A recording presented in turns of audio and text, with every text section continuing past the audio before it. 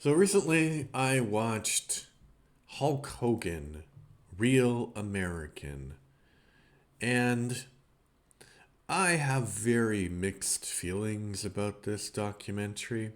I think that it might be good for somebody who hasn't watched a lot of wrestling documentaries, but surprisingly, I have. Not that I'm a huge fan of wrestling, but I think that the stories behind it are really quite interesting.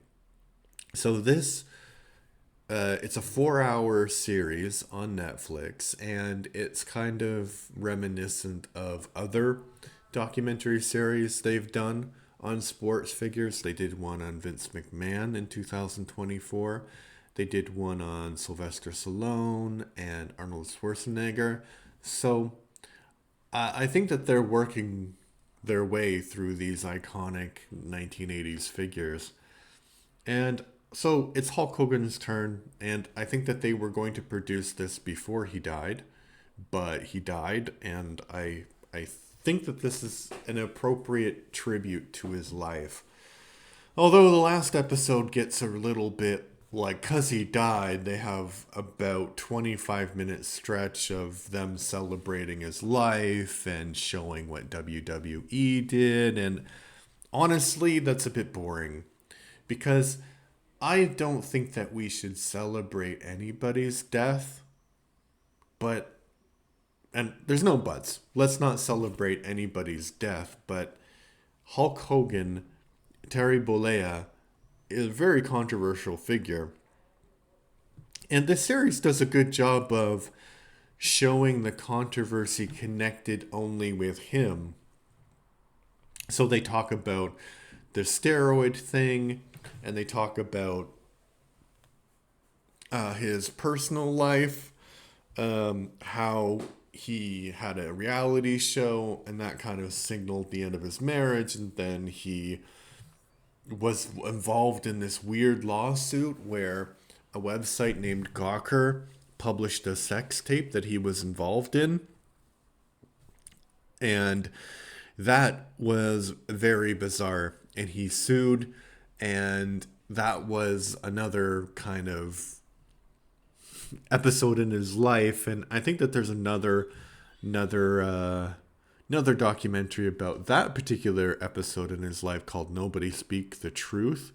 And I have watched that, but I don't really remember very much about it. So it does do a good job of delving into his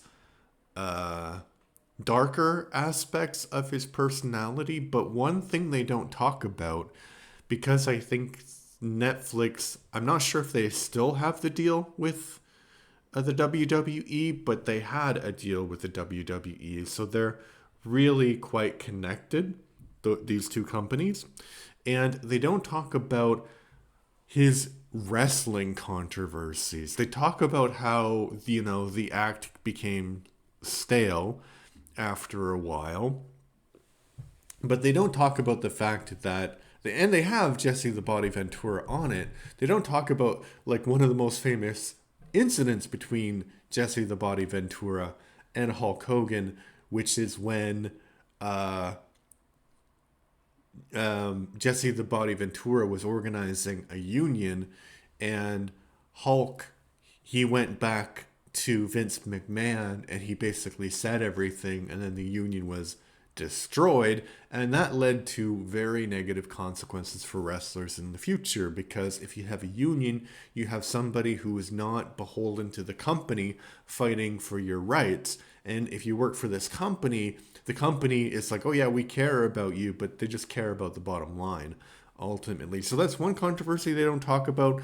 Another controversy they don't talk about is when Hulk Hogan, so basically Hulk Hogan's star was fading in like the early 90s. And this is when you have the era of Bret the Hitman Hart, who's in the movie, and he's not very complimentary towards Hulk Hogan whatsoever, which is great. And then one person they don't talk to Shawn Michaels, they don't talk to The Undertaker. So anyway, The Undertaker and Hulk Hogan have this match. And the Undertaker is the only one who's allowed to do this. It's called the Tombstone, but there's like a wrestling name for it, but I forgot. But anyway, so the Undertaker was the only one who was doing this. And in the Undertaker's opinion, Hulk Hogan faked an injury for whatever reason. And it's not like Hulk Hogan hasn't had real injuries. He's had like plenty of real injuries. But so basically, he kind of almost ruined The Undertaker's career because he wanted this to happen, as far as I remember the story. And The Undertaker was like, oh, okay, okay. And they do it. And then he's like, But apparently, there had been some problems before, right? That Hulk didn't tell anybody about. So this tombstone thing wasn't great, but it wasn't the reason that injury happened. So Terry Bolea, I think that he has this weird kind of personality because I think he is like this sort of, or he was this sort of kind of gentle person, and you can understand why people would like him and be very loyal to him, like somebody like what was his name, the manager, Mouth of the South, Jimmy Hart, Mouth of the South, or whatever his name is. So very, very loyal. He was friends for like 40 years, and you can see why somebody would be loyal to Terry. Hulk, though, that's a different question. And he does say in the interview, like, it's a character, right? And it is a character, but I think a lot of times the character sort of meshed with Terry, and that was very detrimental to Terry. Uh, because he talks, so he was the biggest wrestler in the 1980s, and he did a lot to popularize wrestling in the 1980s, but it wasn't just him, right? He was like this iconic superhero guy, but there were other people around him that were larger than life too. Like all of these wrestlers were like comic book characters at the time. And people like my friends, maybe not friend, but like I knew a guy who had all of these like rubber wrestlers that were like this that you could collect, and you'd like fight with them.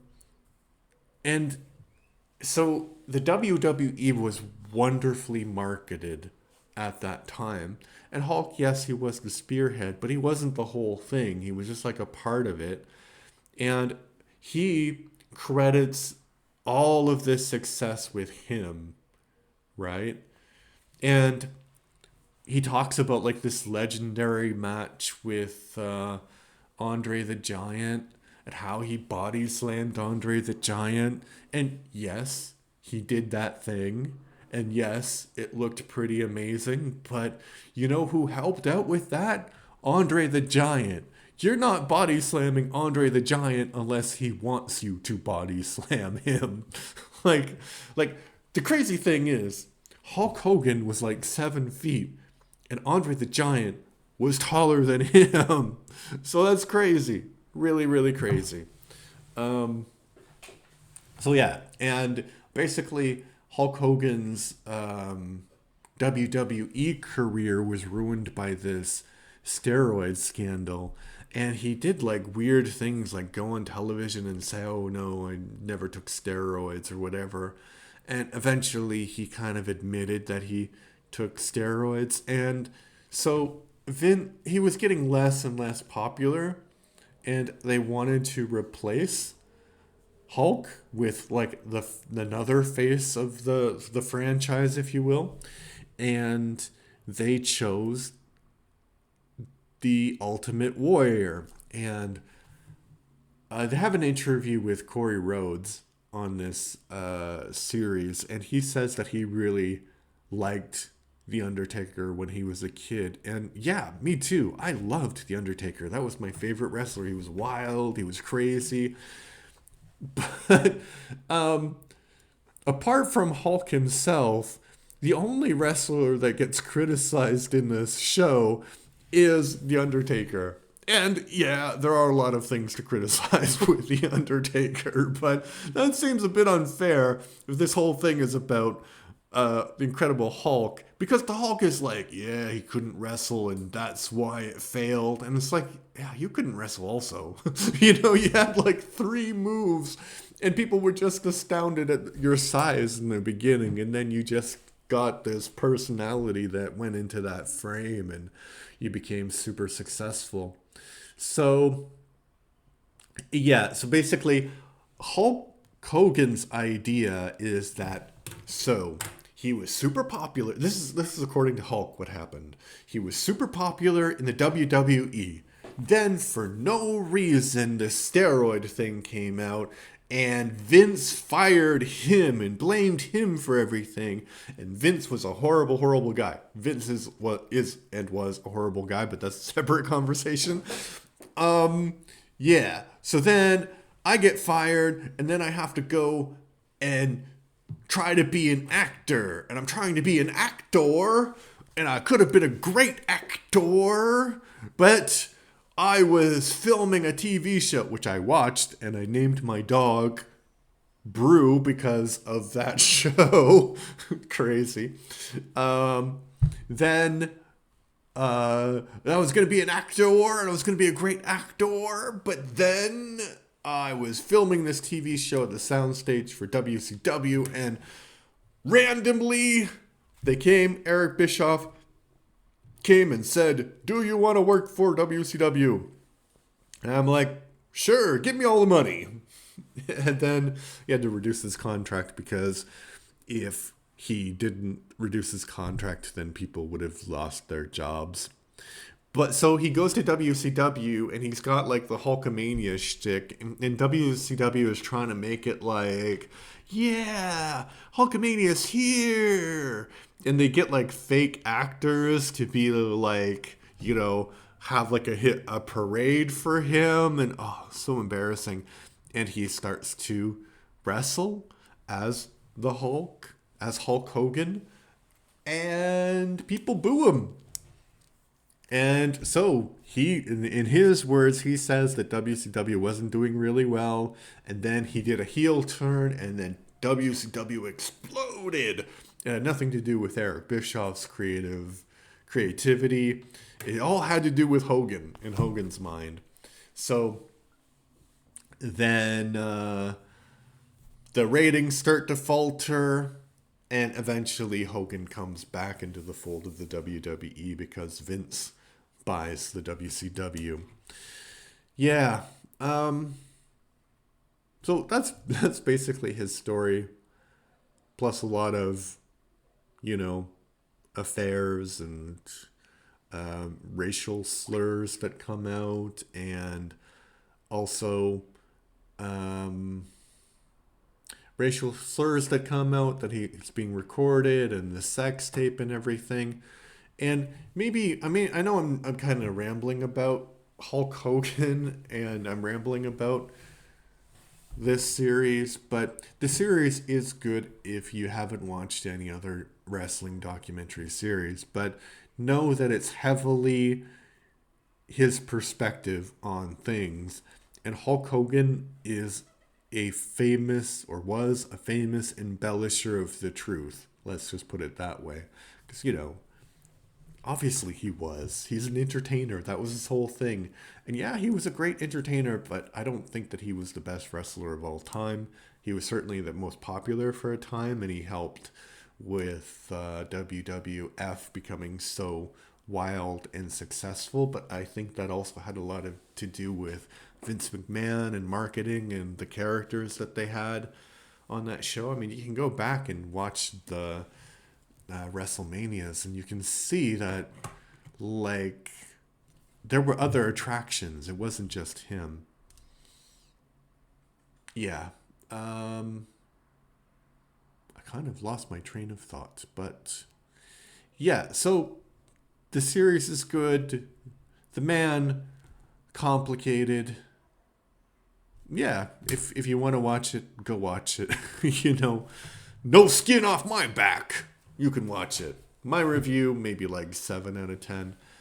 But yeah, there are better wrestling documentaries, I would say.